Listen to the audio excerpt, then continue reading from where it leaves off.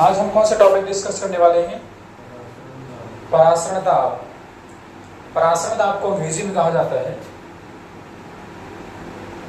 Osmotic pressure. क्या बोलते हैं इसको? Osmotic pressure. अभी आप ये जानते हैं कि ये भी क्या है कि कॉलिगेटिव प्रॉपर्टीज में से एक है, अर्थात अणुसंख्य गुणधर्मों में से भी ये एक है। उनमें से ही एक, किसमें से ही? परासरण दाब जो है तो अणुसंख्य गुणधर्मों में से ही एक है, उनमें से अलग नहीं। लेकिन परासरण दाब पढ़ने से पहले हम कुछ और भी पढ़ेंगे। परासरण दाब पढ़ने की हम लोग तैयारी करेंगे पहले। क्या परासरण दाब पढ़ने से पहले हम लोग कुछ तैयारी करेंगे, कुछ जानकारी लेंगे, तो पश्चात हम लोग परासरण दाब में कूदेंगे। हम लोग डायरेक्टली परासरण दाब में नहीं कूदने वाले हैं। अच्छा ये बताओ, किशमिश सबने देखा है? फुलाए हो कभी किशमिश को? कभी नहीं फुलाया? चना फुलाया कभी? कैसे फुलाया? पानी में। क्या तुरंत फूल जाता है क्या कोई, या फिर कुछ समय लगता है? समय लगता है। फूले हुए चने को सुखाया कभी? कैसे सूखता है? नहीं तो कैसे सूखता है? जल्दी सूख जाता है। कैसे सूखता है? ऐसे रख देने पे सूख जाता है, अंधेरे में सूख जाता है, धूप में सूख जाता है? धूप में सूख जाता है।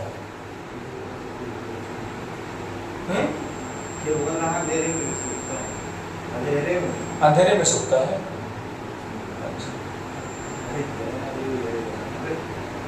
किंग ऑफ डार्कनेस, अंधेरों के राजा।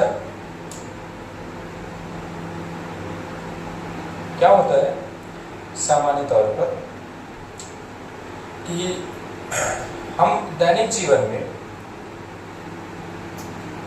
पानी यदि कैसा हो, यदि मान लीजिए मृदु जल हो, कैसा हो?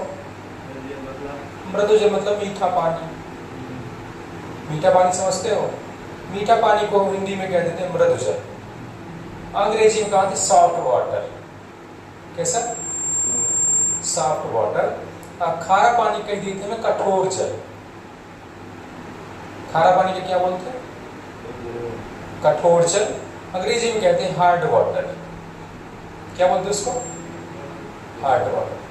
मृदु जल यदि हो, मान के चलिए मृदु जल में यदि मान के चलिए कि हम कोई भी कोशिका रख दें, क्योंकि चना क्या है, चना के अंदर भी कोशिकाएं होती हैं, किशमिश के अंदर भी कोशिकाएं होती हैं, तो हम क्या देखते हैं कि वो करीब 2 घंटे 3 घंटे 4 घंटे बाद क्या हो जाता है? वो फूल जाता है। किशमिश भी क्या हो जाती है? फूल जाती है। ठीक है। हम लोग यदि पानी में घुसे रहे तो हम लोग भी फूल जाते हैं। हमारे शरीर का जो हिस्सा पानी में लगातार 2-4-5 घंटे रहता है, तो आप देखते होंगे उसके आस पैर, जैसे पैर के जो कोशिकाएं मांसपेशियां हैं, ऐसा लगता है कि इसमें फूलन हो गया, सूजन आ गई। लगता है हाथ ऐसे डाले हो, कुछ देर बाद समझ में आता है कि हाथ में भी क्या है, हाथ थोड़ा बहुत क्या है, सूजन टाइप का समझ में आता है।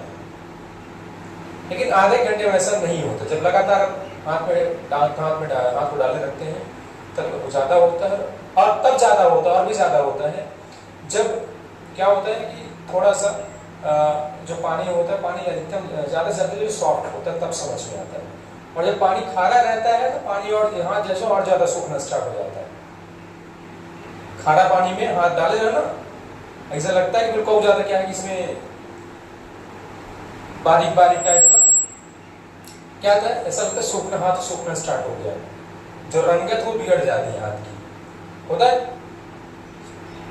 हम लोग कोई पढ़ने वाले उसी के लिए क्या होता है कि जितने भी पादप हैं, जितने भी जंतु हैं, उन सब की त्वचा में, अब त्वचा समझिए, जैसे हम इनको त्वचा क्या देते हैं, क्या कहते हैं इसको? त्वचा। बायोलॉजी के अकॉर्डिंग इसको डर्मिस कहा जाता है। तो प्रत्येक के डर्मिस में क्या पाया जाता है? अर्धपारगम में झिल्ली पाई जाती है। ये जैविक कोशिका पाई जाती है, पादप कोशिका जिसको कहा जाता है। क्या पाई जाती है? प्रकार की कोशिका पाई जाती है। एक तरह का क्या पाया जाता है? उसमें दीवार टाइप है, जिसको सेल वॉल कहते हैं। सेल वॉल पढ़ा? सेल वॉल उनमें क्या होती है? किसमें पाई जाती है? पादप कोशिका पाई जाती है, प्लांट सेल में पाई जाती है ना, ठीक है ना। मनुष्य में भी ऐसा ही होता है, जितने भी जीव हो, जीवों में भी ऐसा होता है कि उनके शरीर में एक झिल्ली टाइप की पाई जाती है। वो झिल्ली क्या करती है, उस झिल्ली के माध्यम से सिर्फ विलायक के कण होकर ही गुजर पाते हैं। कौन? सिर्फ विलायक के कण होकर ही गुजर पाते हैं। बात समझ में आ रही है? हाँ, मतलब ऐसी झिल्ली जिसमें से सिर्फ विलायक के कण होकर गुजर पाते हैं, कौन सी झिल्ली कहलाती है? अर्धपारगम्य झिल्ली कहलाती है। और इंग्लिश में इसको कहते हैं सेमी परमेबल मेम्ब्रेन, SPM। क्या बोलते हैं इसको? सेमी परमेबल मेम्ब्रेन या SPM, इसी को कहा जाता है। अर्धपारगम्य झिल्ली इसको हिंदी में कहा जाता है, क्या बोलते हैं इसको? अर्धपारगम्य झिल्ली, सेमी परमेबल मेम्ब्रेन। क्लियर? तो अब जैसे SPM लिख दिए, सेमी परमेबल मेम्ब्रेन, मतलब ये कहानी आपको समझ में आ रही होगी कि जो परासरण की जो प्रक्रिया है उसमें किसका रोल बहुत ज्यादा है? SPM का। SPM नहीं रहेगा तो जो परासरण है, ऑस्मोसिस है, वो संभव नहीं हो पाता है। और मेम्ब्रेन भी कितने टाइप की होती है? 3 टाइप की होती है। मेम्ब्रेन यानी झिल्ली जो है कितने प्रकार की होती है? झिल्ली दिखा है सबको? झिल्ली नहीं दिखा आज तक? किराना दुकान में नहीं दिखा झिल्ली? हाँ, नहीं दिखा किराना दुकान में झिल्ली? हम तो दिखा ना किराना दुकान में झिल्ली, करिया झिल्ली, पियर झिल्ली, लाल झिल्ली, सफेद झिल्ली, हरियर झिल्ली, झिल्लिन झिल्ली, दिखा झिल्ली? अब तो दिखे, तू कैसे ना दिखे? दिखा ना झिल्ली, विभिन्न प्रकार की झिल्ली, वो इनका अंग्रेजी में कहते हैं मेम्ब्रेन। लेकिन वह झिल्ली की हम मुझे बात नहीं की रहेगा, वो झिल्ली के प्रकार आए, वो झिल्ली के प्रकार आए, काहे कि वह झिल्ली में बचे यदि पानी डाली, कुछ डाली देता जल्दी काहे कि क्रॉस नहीं हो पावे। ठीक, समझ में आ रही है? अब कुछ झिल्ली ऐसा होती है जैसे कागज वाली झिल्ली, जो पानी डाले तुरंत आर पार चला जाता। कागज के हम बच्चे बनाए थे पैकेट, वो क्या है? झिल्ली है यार। या फिर हवादार जो झिल्ली बनाई थी, कम से कम कहा कि मतलब खाद्य पदार्थ लेके जाइए या मान के चला ये सब फल फ्रूट लेके जाइए तो इतना जल्दी सड़ेगा। वह कहा कि आवागमन, वायु की आवागमन बना रहा, तो वह क्या है? वो झिल्ली यार। यह आधार पर जो झिल्ली होती है कितने प्रकार की होती हैं? 3 प्रकार। उनका पहले नाम बताइए तो हमका बच्चे का 3 प्रकार की कौन कौन झिल्लियां आई हूँ? एक सबसे पहले बताइए तो हमका बच्चे का होगा, कहते हैं पूर्ण पारगम्य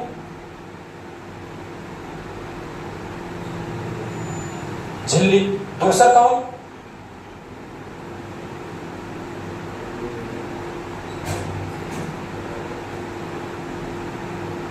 अपूर्ण कहा दूंगा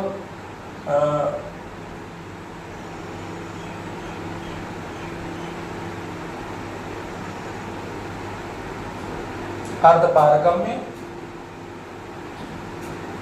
झिल्ली, दूसरा टाइप है। तीसरा के कौन है? अपारगम्य झिल्ली। तीसरा क्या कहते होगा? अपारगम्य झिल्ली, है ना।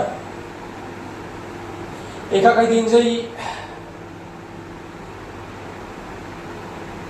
परमेबल मेम्ब्रेन, एका का काही दिन जाई सेमी परमेबल मेम्ब्रेन,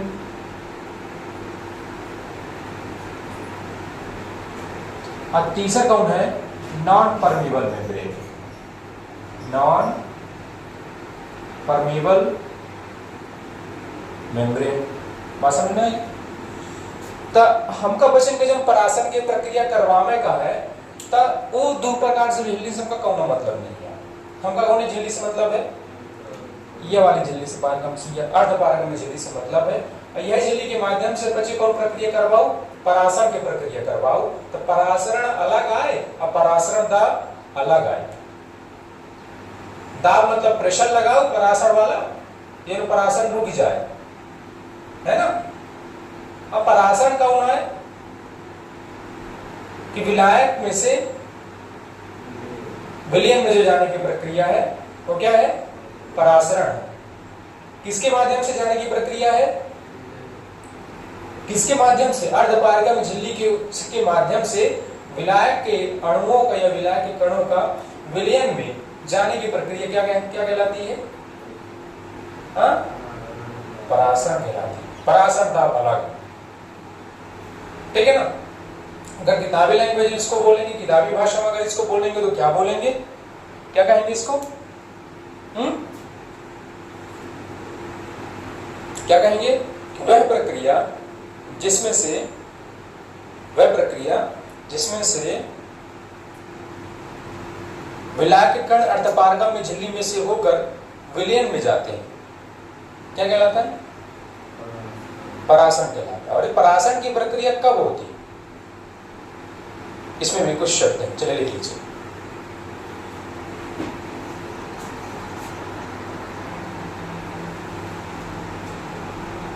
ठीक है,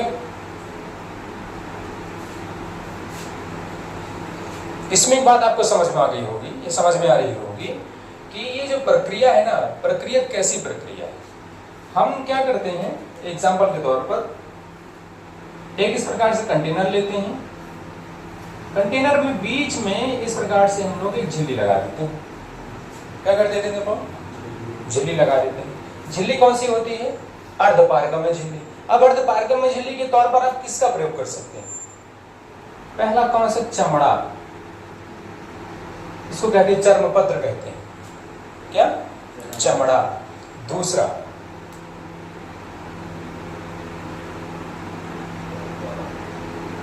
कॉपर फेरो साइनाइड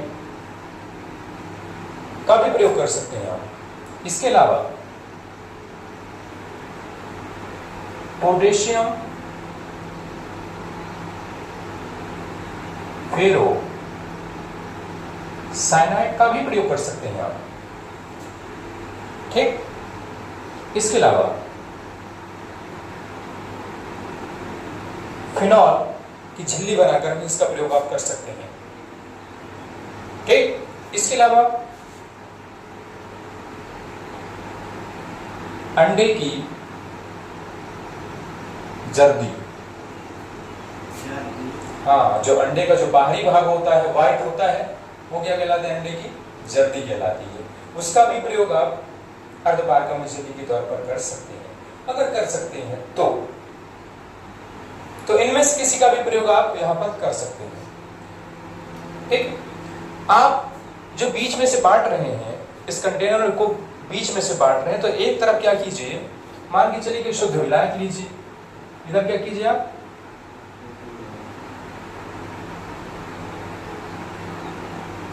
शुद्ध विलायक, और इधर क्या लीजिए आप, विलयन लीजिए। क्या लीजिए इधर, मतलब इधर विलायक के साथ विलय इधर मिक्स है, ये विलयन है। इन दोनों को डिवाइड कौन कर रहे हैं? दोनों को अलग कौन कर रहे हैं? अर्धपारगम्य झिल्ली। होता क्या है कि विलयन कैसा होता है? अधिक सांद्र होता है। कैसा होता है? अधिक सांद्र होता है। और जो विलायक होता है कैसा होता है? कम सांद्र होता है। तो गाढ़ेपन की बात चल रही है थोड़ा सा, भाई विलायक में विलय विलायक थोड़ा सा गाढ़ा हो गया, भाई कैसा है? थोड़ा सा कम गाढ़ा है। तो जो कण होते हैं, शुद्ध विलायक के जो कण होते हैं, वो अर्धपारगम्य झिल्ली को पार करके कहां पहुंचना शुरू हो जाते हैं? विलय में पहुंचना शुरू हो जाते हैं। और ये प्रक्रिया तब तक चलती है जब तक दोनों तरफ की सांद्रता क्या हो जाए? बराबर ना हो जाए। जब तक दोनों तरफ की सांद्रता बराबर ना हो जाए। जैसे ही दोनों तरफ की सांद्रता बराबर हो जाती है कि परासरण का होना वहीं पर क्या हो जाता है? रुक जाता है। बात समझ में? ये प्रक्रिया कैसे चलती है? एक तरफ क्या होता है? शुद्ध विलायक होता है। शुद्ध विलायक आमतौर पर कैसे होते हैं? कम सांद्र होते हैं, है ना। और जो विलयन है, तो विलयन क्या है? अधिक सांद्र है। विलयन क्या है? अधिक सांद्र है। दोनों को अलग करने वाली हमारे पास एक पन्नी है। कौन सी पन्नी है? अर्धपारगम्य झिल्ली है। अर्धपारगम झिल्ली को हमने बीच में प्रयोग कर दिया। अब अर्धपारगम झिल्ली को पार करके सिर्फ कौन जा सकता है? शुद्ध विलायक के कण जा सकते हैं। तो वो कण क्या हुए कि इसको पार करके विलयन में पहुंचना शुरू हो गए। और कब तक चलते हैं, कब तक जाते हैं? जब तक कि दोनों तरफ की सांद्रता इक्वल ना हो जाए। ठीक है ना? तो आप ये समझ सकते हैं, आपको यह समझना है कि जो कम सांद्रता से अधिक सांद्रता की ओर कौन जा सकता है? कौन जाता है? शुद्ध विलायक के कण जाते हैं। और किसके माध्यम से? अर्धपारगम्य झिल्ली के माध्यम से। तो परासरण तो थोड़ा बहुत क्लियर हो गया होगा आपको, लेकिन इससे मिलता जुलता एक और विसरण। क्या है? विसरण। विसरण को अंग्रेजी में कहा जाता है डिफ्यूजन। क्या बोलते हैं इसको? विसरण को अंग्रेजी में क्या बोलते हैं? डिफ्यूजन कहा जाता है।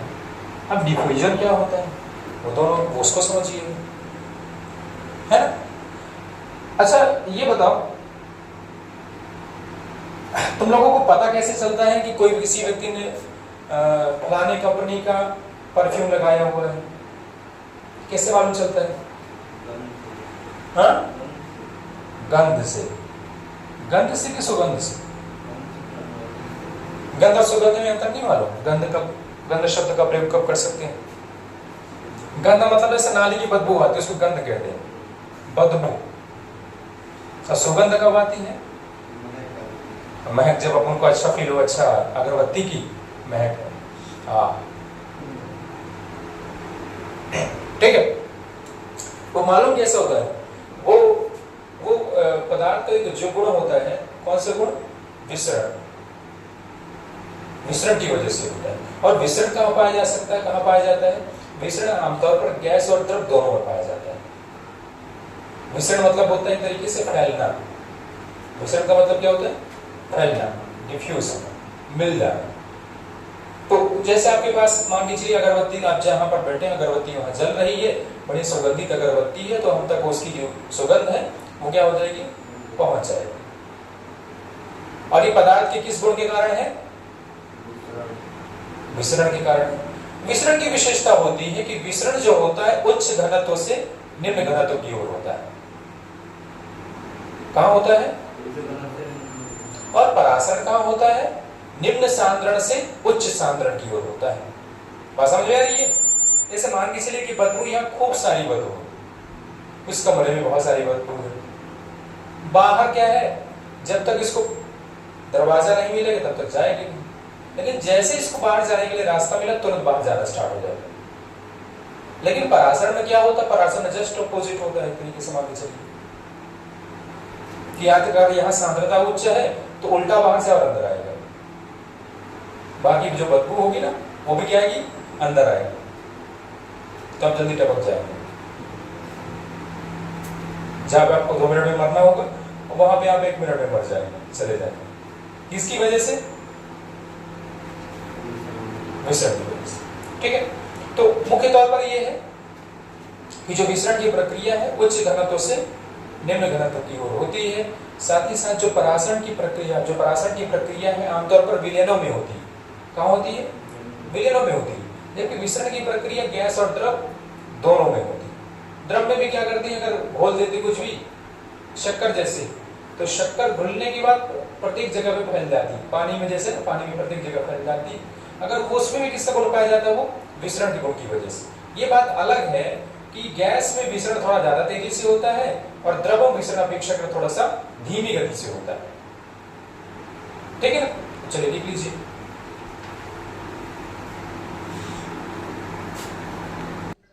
अब क्या समझना अपने को?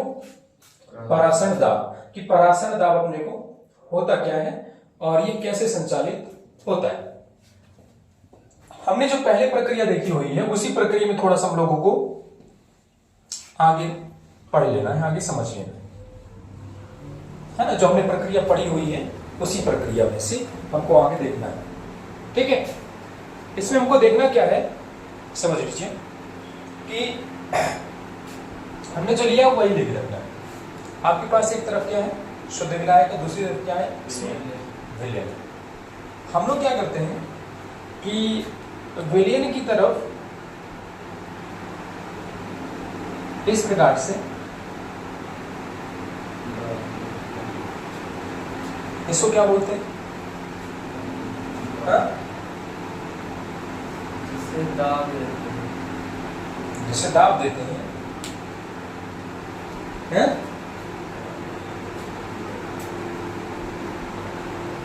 नहीं मालूम?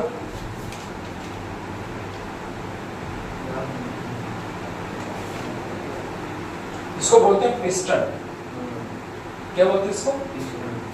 पिस्टन नहीं, पिस्टन बोलते हैं। हाँ, और इस तरह का पिस्टन आप लोगों ने और भी देखा होगा। कहाँ देखा होगा? जो हम लोग सुई का प्रयोग करते हैं, तो सुई में जो दाब है ऐसे लगाया जाता है, ऐसे मतलब सिस्टम से दबाते हैं। ठीक है, यहाँ पर भी लगभग वही करना है, लेकिन हम लोगों को क्या करना है कि जो अर्धपारगम झिल्ली को छूता हुआ जो पिस्टन है, बिल्कुल ऐसा क्रॉस हमको यूज करना है कि हम लोग जो दाब आरोपित करें, तो दाब आरोपित करने के पश्चात जो शुद्ध विलायक के कण है उनका बहाव विलयन की तरफ जाने से रुक जाए, है ना? क्या हो जाए? हाँ, विलयन की तरफ जाने से हम लोग कितना दाब आरोपित कर दें, कितना दाब आरोपित कर दें? जो शुद्ध विलायक के कण है वो विलयन में से जाने से रुक जाए, और जितना दाब आरोपित करेंगे वही क्या होगा? इसका परासरण दाब होगा। क्या हुआ? क्या होता है? इसका परासरण दाब होता है। जितना दाब आरोपित करने के बाद जो परासरण की प्रक्रिया, परासरण की जो क्रिया रुक जाती है ना, अगर ठीक है, तो वही दाब क्या कहलाता है? ठीक है, चलिए इसको भी लिख लीजिए, परासरण दाब के हमेशा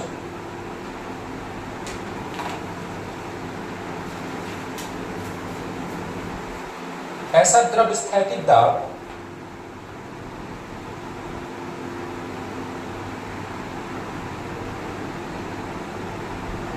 ऐसा द्रव स्थैतिक दाब जिसका प्रयोग करने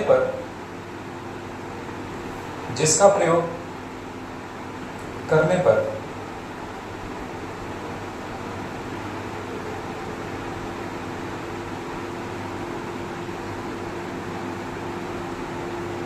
विलायक कणों का बहाव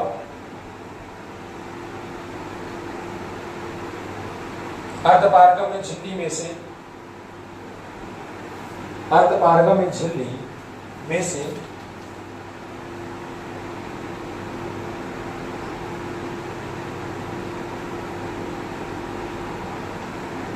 विलयन की ओर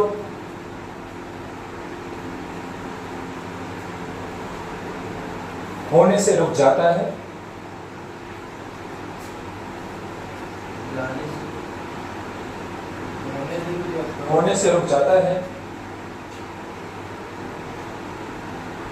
परासरण दाब कहा जाता है।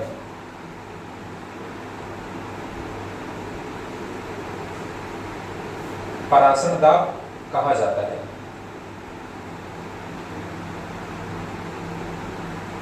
क्लियर?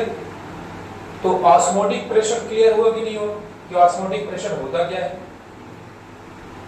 क्लियर? हमने सबसे पहले जो इसमें पढ़ा है, सबसे पहले हमने क्या पढ़ा? सबसे पहले हमने पढ़ा कि परासरण क्या होता है, परासरण की प्रक्रिया को संपादित कैसे किया जाता है, परासरण की प्रक्रिया स्टार्ट कहां से होती है, तो वो हमने पढ़ लिया कि परासरण की प्रक्रिया के लिए अर्धपारगम में झिल्ली का होना आवश्यक है। अगर अर्धपारगम में झिल्ली हटी तो परासरण का जो खेला है वो भी क्या है? उड़ा। ठीक है, तो वो पढ़ा। फिर हमने इसको रिलेट करते हुए जो विसरण की प्रक्रिया है उसको भी समझा कि परासरण और विसरण में क्या अंतर है ना? परासरण में क्या होना चाहिए? अर्धपारगम में झिल्ली होनी कंपलसरी है, जबकि विसरण में क्या है? अर्धपारगम में झिल्ली कंपलसरी नहीं है, आवश्यक नहीं है।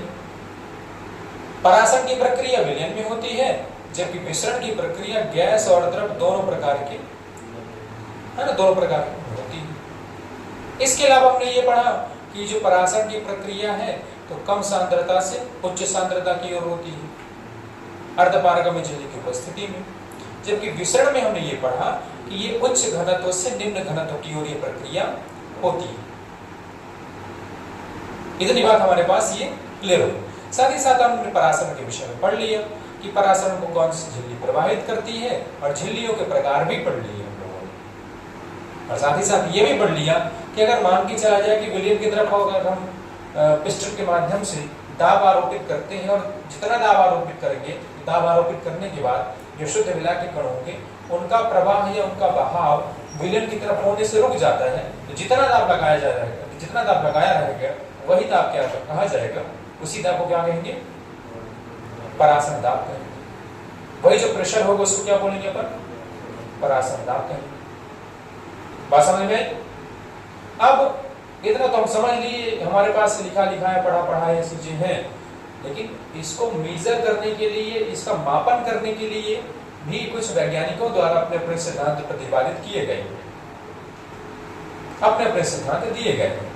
उन सिद्धांतों में से अगर हम किसी की बात करें तो सबसे पहले बर्कले हार्टले की विधि की बात करते हैं। किसकी बात करते हैं? परासरण दाब मापन की बर्कले हार्टले। कौन? बर्कले हार्टले, कामले हृदयले, यही ना। बर्कले हार्टले की विधि के माध्यम से हम लोग समझने का प्रयास करते हैं कि जो ऑस्मोटिक प्रेशर है उसका मेजरमेंट कैसे किया जा सकता है ना। वैसे विधियां बहुत सारी हैं, लेकिन आप लोगों के सिलेबस के अकॉर्डिंग हम लोग बर्कले हार्टले की जो चर्चा करने वाले हैं। क्यों करने वाले हैं? क्योंकि ये सर्वाधिक उपयुक्त विधि है, सर्वोत्तम विधि। कैसे? सर्वोत्तम, सर्वाधिक उपयुक्त और सर्वाधिक सुरक्षित, सर्वाधिक क्या है कि मीजर के सर्वाधिक क्या है कि एक्यूरेसी के साथ परिणाम देने वाली विधि है ना। इस वजह से इसका प्रयोग किया जाता है। ठीक है ना। इसमें इसका हम लोग सबसे पहले आउटलाइन देख लेते हैं कि आउटलाइन क्या होता है, इसके बाद फिर उसमें अन्य चीजों पर प्रकाश डालते हैं। क्या होता है कि इस विधि के अंतर्गत बर्कले हार्टले में एक इस प्रकार से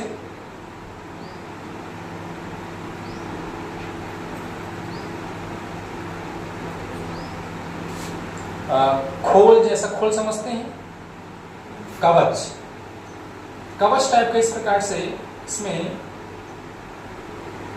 संरचना इस प्रकार से आप देखते हैं, ये देख पाते हैं।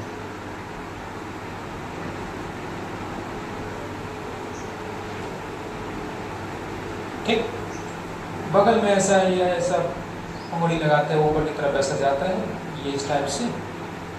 ठीक है, इधर भी क्या है, ये इस टाइप से भी ऐसा लगा दिया जाता है। ठीक है ना। बीच में क्या है, इस प्रकार से यहाँ पे अर्धपारगम्य झिल्ली का प्रयोग कर दिया जाता है।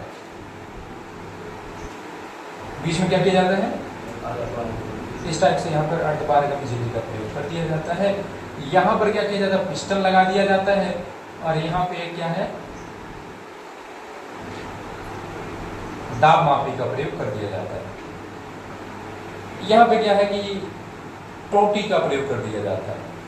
टोटी तो समझते होंगे, पानी को कंट्रोल करने के लिए, जल को कंट्रोल करने के लिए। ऊपर से क्या है, इस प्रकार से इसमें जल कुंड का प्रयोग कर दिया जाता है, मतलब जहाँ पे पानी भरा रहता है। और यहाँ पे क्या होता है, यहाँ से अपन पैमाना देखते हैं, यहाँ पे जो है ना, यहाँ पे पैमाना लगा होता है। पैमाना बोले तो स्केल लगी होती है। स्केल के माध्यम से हम लोग पानी के जो जल का स्तर है वो क्या करते हैं, है ना। इसमें जो अर्धपारगम झिल्ली का प्रयोग किया जाता है वो ज्यादातर कॉपर फेरोसाइनाइड की होती है। किसकी होती है? कॉपर फेरोसाइनाइड, है ना। ठीक है, इसकी होती है कॉपर फेरोसाइनाइड की होती है। ठीक है, तो बाकी चीजें क्या है, बाकी क्या बातें हैं वो समझ लीजिए। इसमें आगे क्या होता है, इसमें शेष जो प्रक्रिया है वो क्या प्रक्रिया है कि हम लोग इसमें स्टार्ट में क्या करते हैं कि यहाँ से क्या करते हैं कि पानी यहीं से छोड़ते हैं। यहाँ क्या भरा रहता है, इसकी किनारे पर यहाँ पे विलियन भरा रहता है। यहाँ क्या भरा रहता है, ये विलियन, और बीच में क्या रहता है, ये शुद्ध जल, यहाँ विलायक भरा रहता है। बीच में क्या है, क्या भरा रहता है, शुद्ध विलायक जल भर देते हैं। स्टार्ट में से पानी छोड़ा जाता है, और पानी छोड़ने के बाद यहाँ जहाँ तक लगभग जो रीडिंग पहुँचती है उस रीडिंग को नोट कर लिया जाता है। क्या कर लिया जाता है, रीडिंग को नोट कर लिया जाता है, वहाँ पे क्या पॉइंट आउट कर लिया जाता है। मान के चलिए कि यहाँ से जैसे यहाँ तक क्या पानी चढ़ा था, जब यहाँ से छोड़ा गया, इतना करने के बाद यहाँ से पानी कंट्रोल कर लिया जाता है, पानी कंट्रोल करके यहाँ से बंद कर दिया जाता है। देखा जाता है कि कुछ समय के पश्चात जो विलाय के कण है वो कहाँ पहुंच जाते हैं, विलयन में, और यहाँ का जो स्तर नीचे गिरना प्रारंभ हो जाता है। जैसे देखा जाता है कि यहाँ का स्तर गिरना प्रारंभ हो गया है, उसके बाद यहाँ से एक दाब आरोपित किया जाता है। क्या किया जाता है? दाब आरोपित किया जाता है। और दाब आरोपित करने के बाद देखा जाता है कि क्या यहाँ का जो स्तर गिरना बंद हुआ कि नहीं बंद हुआ। और जब बंद हो जाता है तो वहां का पाठ्यांक नोट कर लिया जाता है कि यहाँ बड़े जो दाब मापी में कितना पाठ्यांक आया है, और जितना दाब मापी में पाठ्यांक आया होगा वही क्या होगा, इसका वही क्या होगा, क्या होगा, परासर दाब होगा। भाषा में पूरी समझ में बात है कि नहीं है? मतलब फिर से हम इसको बता दे रहे। इस प्रकार से ये संयंत्र होता है। इस संयंत्र में ये जो चीजें यहाँ आपके पास दिखाई दे रही हैं, इनका एक बहुत महत्वपूर्ण रोल है। बीच में जो होता है तो बीच में अर्धपारगम में झिल्ली लगी रहती है। अर्धपारगम में झिल्ली के आसपास इधर जाली भी लगा दिया जाता है, अर्धपारगम झिल्ली को सुरक्षा मिलती रहेगी। स्टार्ट में क्या किया जाता है, ऊपर से ऐसे पानी या फिर शुद्ध विलायक जो होता है उसको छोड़ा जाता है। जो शुद्ध विलायक है इस प्रकार से इसमें क्या है, बढ़ता है। यहां से पानी छोड़ना बंद करके देखा जाता है कि प्रारंभिक इसका पाठ्यांक कहाँ था, मतलब ये पानी का जो स्तर है केशिका में, तो इसको क्या बोलते हैं, केशिका नली बोलते हैं। तो केशिका नली में कहाँ तक था, और कुछ समय के बाद रुक जाते हैं। देखते हैं कि जो इसका स्तर है वो गिरना शुरू हो जाता है। क्या देखा जाता है, इसका जो लेवल क्या होता है, गिरना शुरू हो जाता है। जब इसका लेवल गिरना शुरू हो जाता है तो उसके बाद फिर क्या किया जाता है कि यहाँ पिस्टन के माध्यम से दाब आरोपित किया जाता है। और दाब आरोपित करने के बाद यदि स्तर गिरना बंद हो जाता है तो जितना दाब आरोपित करने के बाद स्तर गिरना बंद हुआ होगा उसको नोट कर लिया जाता है, और वही क्या होता है, वही परासर दाब होता है। ये बर्गले-हार्टले की विधि है। ठीक है, तो अब इसको लिखना है, कलम बंद करना है।